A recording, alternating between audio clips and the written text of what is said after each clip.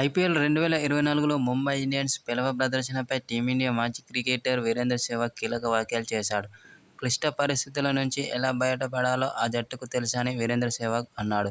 అయితే సమిష్టిగా రాణిస్తేనే అది సాధ్యపడుతుందని వీరేంద్ర సెహ్వాగ్ చెప్పుకొచ్చాడు.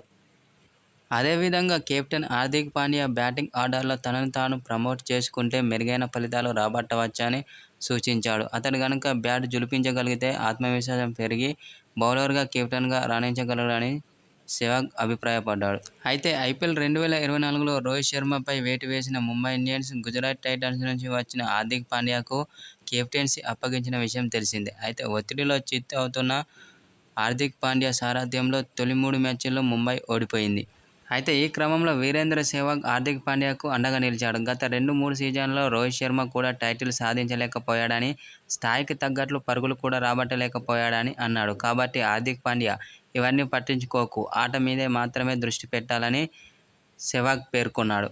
గతంలో కెప్టెన్గా ఉన్నప్పుడు రోహిత్ శర్మ కూడా పరుగులు చేయలేదు. గత 2-3 ఏళ్లుగా టైటిల్ కూడా గెలవలేదు. ఇప్పటికీ మించిపోయింది ఏమీ లేదు. సమిష్టిగా రాణిస్తే ముందుకు వెళ్లగలరు.